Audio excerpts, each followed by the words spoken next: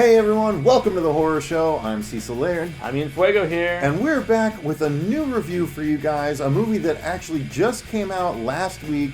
We are doing today Tremors 5. Cinco, Bloodlines. yo! Woo! Yeah. We have a situation in Africa.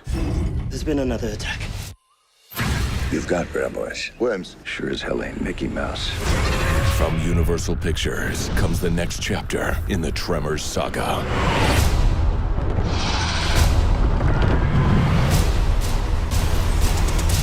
The bitch is back. Load every gun! Come to Africa, we'll have some laughs, see some game. I think you'll find this useful. Where'd you get this? You don't want to know. I like your style. Now, why are we doing Tremors 5, you might ask? And why right when it comes out? Because frankly, I couldn't wait to watch it. And I wanted to talk about it, and I know my compatriot Jaime here likes the Tremors movies as well, the whole Tremors mythos, and would be willing to see it right away and discuss it with me, so that way you guys know whether you should take your time to watch this movie. Whether you watch it on VOD, whether you watch it on DVD or Blu-ray, or whether you watch it on Netflix because it just released automatically on there as well. Wish it was on a big screen, but this is one that I thought was shot very well and looked really cool, based on where they were, so it could have been very nicely handled, but Tremors hasn't been on the big screen since the first one. Yeah, so. yeah, they're kind of used to the straight-to-home releases at this point. But they're cut above most of those. Honestly, I'd agree with you. So let's get into it then. Overall, what did we think of this movie? Jaime, you go first. What did you think? Surprisingly, I found it to be maybe the funniest Tremors movie ever, and that's not just because of the presence of Jamie Kennedy, who I have adored since Randy. I didn't like Malibu's Most Wanted or the Jamie Kennedy Effect or pretty much anything else that he's done, but since the first thing I ever saw him in was Scream, he will eternally be that character to me, and he wasn't exactly like that in this, but his humor, he played off well with Michael Gross. I mean, it was good duo interplay between the two of them, and it kept it fun throughout. The comedy kept it going more so for me. No, I actually totally agree. I enjoyed the heck out of this one, and as an avid Tremors fan, it's kind of probably not surprising to a lot of people that I liked the movie as much as I did, but I consider it better than definitely Tremors 3 and probably 2. I think it's the best since the first one. Yeah, honestly, I think I could go there. I do. And there was some interesting choices they made, and we'll get into that as we break down the review as we normally do here on the Horror Show. But basically the story is this. Michael Gross has elevated himself. I don't know if I'd call it that, but he has progressed. One of my favorite parts of the whole thing. He's progressed to doing a show, which I believe is meant to be an internet show. Hey. He does a show called The Survivalists, and it's basically, he starts off, he's one of those Bear Grylls kind of guys that shows people how to make it through in the desert, and he has these funny little product lines that he uses and stuff like that have his name on it. His cactus juice, exactly. So it's an interesting setup, and then all of a sudden, this young punk maybe young shows up on a dirt bike. Younger than him. Yeah, younger than him, exactly. And he shows up and says that he is there to replace the current cameraman / crewman for the character of Burt Gummer's show, played by Michael Gross. And they get approached by a guy that is based in South Africa, saying that apparently Tremors, or the graboids in the mythology of the series, have made their way or have started appearing in South Africa. And of course, Burt's like, no way, they're confined to the northern,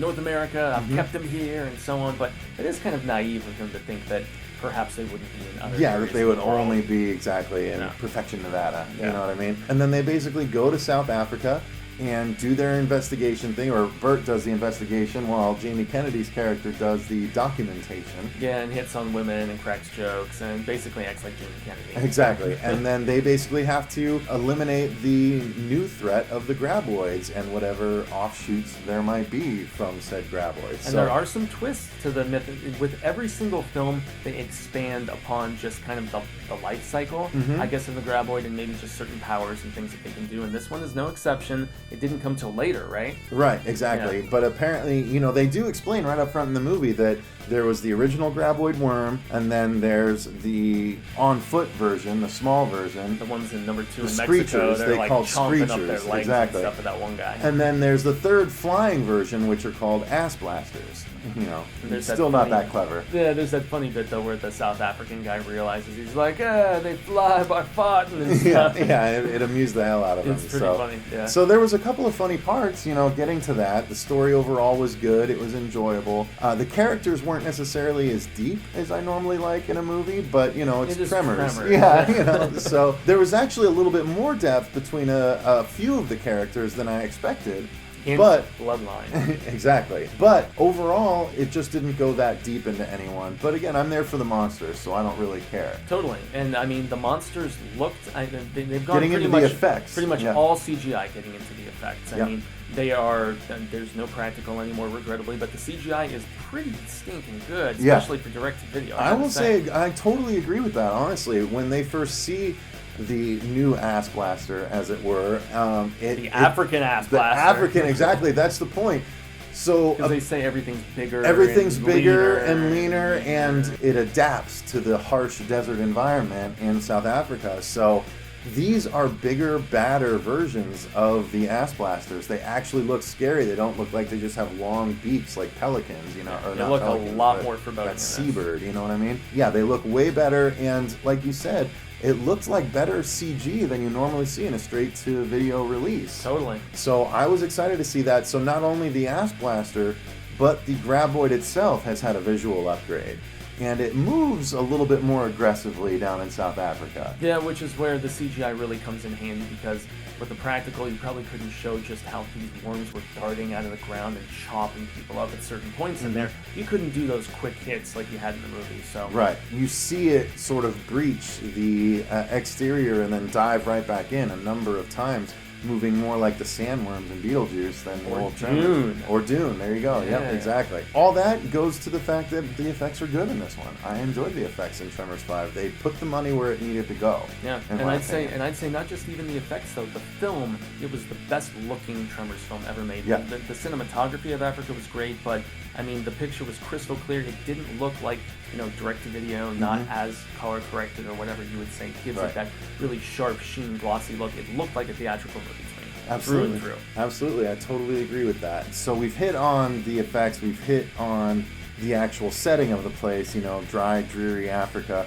What did we think of the gore effects that were in it? Because there weren't a huge amount. I was disappointed, but in PG-13, I can be forgivable. It's funny because it seemed like more people got covered in graboid guts. Yeah, graboid guts. That's better. Than in anything else. You know, even most of the scenes where people died were either off screen or just gobbled down really quickly, and you didn't see too much. So therein kind of disappointed me. Like when I remember the first movie with those practical puppets grabbing people and people being in the jaws of something physical, it looked a lot scarier to me. I agree. You know?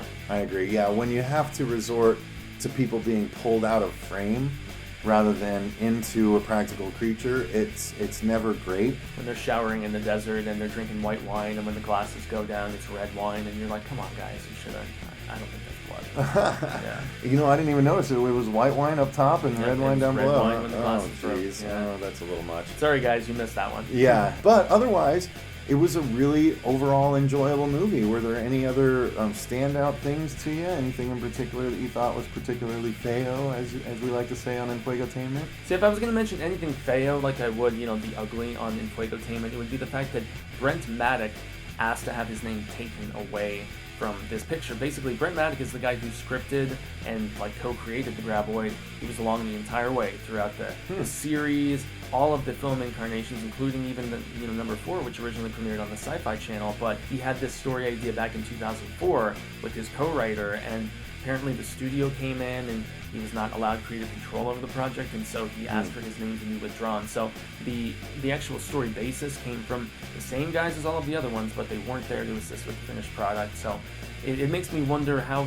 different it would have been, you know, if it would have been better or worse, because this did feel a little bit different, but different in a good way as far as the Tremors films have gone. Well, and I'm hoping that there's a more immediate turnaround from people that watch this on Netflix and like it enough that they'll do another one a lot quicker, like they're going to do with Curse of Chucky now that Curse of Chucky is on Netflix. Apparently the creators of Child's Play are already hard at work at Chucky Part 8, as it were, or Part 7, whatever it would end up being after Curse of Chucky, because it was very well received. And so I think the same thing might happen with Tremors 5. I thought it was a step up for the series in a lot of ways. Totally, I would hope so. And I mean, I don't want to wait another, 11 or 12 years. No, it's crazy. definitely They not. were just a couple in between, and they were really hitting their stride with the series, and then nothing after that. Yeah, nothing it for just over a went decade. away. And yet So- Michael Gross shows back up and looks almost exactly the same, unless his hat's off. Yeah, and then he's looking like the guy from what was the Jamie Kennedy reference? And I'm trying to remember. He's like, "What, you Breaking Bad over here?" Oh or yeah, something? yeah, Walter White. Yep, exactly. Yo, what happened to your dome, my man? You binge watch Breaking Bad again? You trying to appeal to the younger demographic? Get a little pit bull on us? Yeah, Exactly. pretty funny. But So- yeah, he was still. I'd say this might have been his best performance as the character.